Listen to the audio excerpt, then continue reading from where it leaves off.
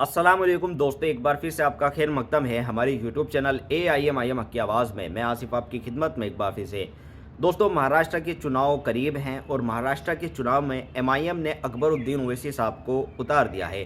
10 साल बाद अकबरुद्दीन ओवैसी साहब एक बार फिर से मैदान में आए हैं और पहली ही मीटिंग में अकबरुद्दीन ओवैसी ने राजनीति में भौचाल मचा दिया है।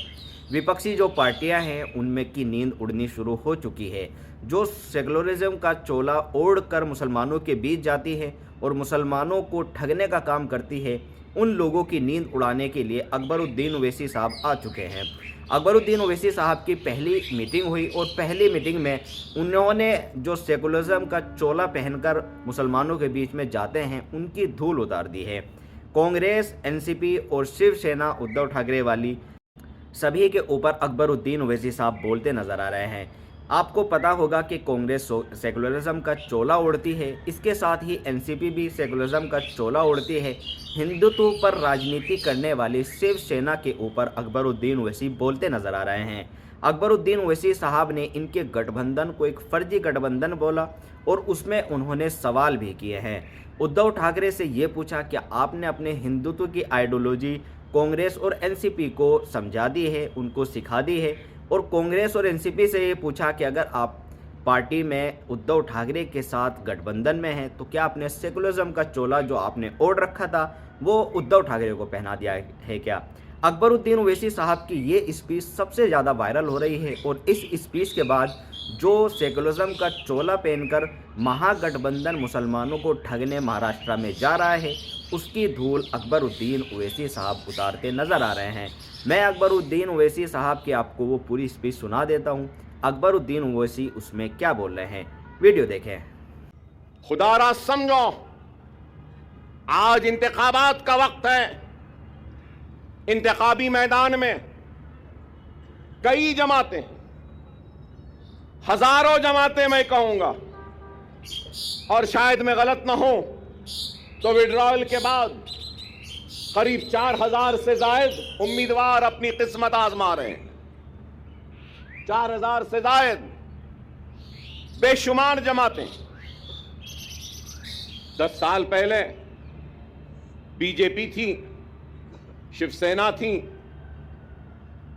और राष्ट्रवादी कांग्रेस थी, कहीं पर समाजवादी पार्टी भी थी। लेकिन आज कांग्रेस है, 2 NCP है, पवार NCP, शरद पवार, अजित पवार NCP, 2 शिवसेना है, शिंदे सेना, ठाकरे सेना। अरे आप अंदाजा लगाइए कितनी पार्टियां हो गई। मेरा एक ही सवाल है, हिंदुत्व पे अमल करने वाली जमातें, शिवसेना, भारतीय जनता पार्टी, सही है ना। हिंदुत्व, अब हिंदुत्व की आइडियोलॉजी पे कायम रहने वाली शिवसेना के 2 टुकड़े हो गए 2 टुकड़े। आइडियोलॉजी तो दोनों की है एक ही।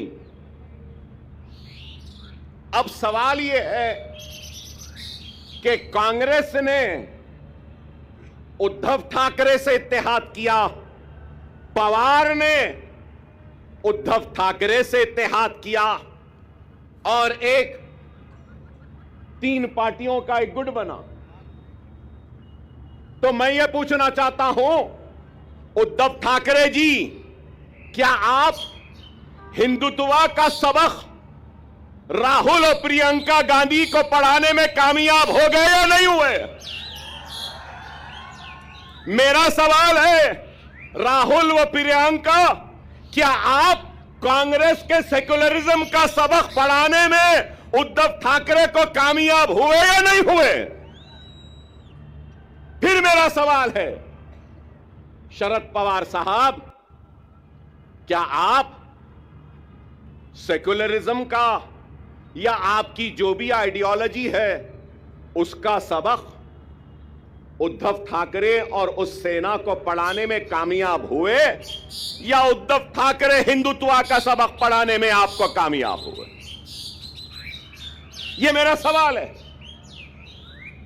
चलो ये इनका हो गया, तो अब दूसरी तरफ अब हम देखते हैं कि अजीत पवार, तो मैं पूछना चाहता हूं कि अजीत पवार शिंदे के सबक को पढ़ लिए, समझ लिए, या शिंदे ने पवार को नया सबक पढ़ाया, नया सिखाया, या फिर बीजेपी ने अजीत पवार और शिंदे को सबक पढ़ा दिया, या फिर अजीत पवार ने अपने करप्शन का सबक मोदी को और योगी को पढ़ा दिया, वो समझ गए। बताओ क्या है, कहां है आइडियोलॉजी, कहां है बुनियादी उसूल? अरे इनके पास कोई बुनियादी उसूल नहीं, कोई आइडियोलॉजी नहीं।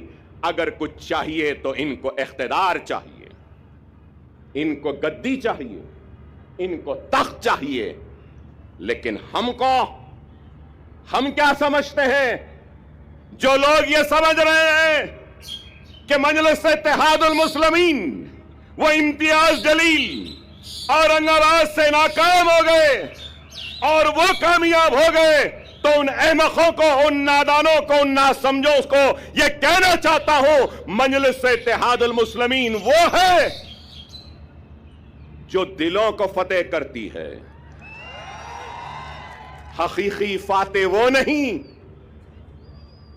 जो जीते और जमीन को फतेह कर ले। हकीकी फातेह वो होता है जो दिलों को जीतता है और दिलों को फतेह करता है।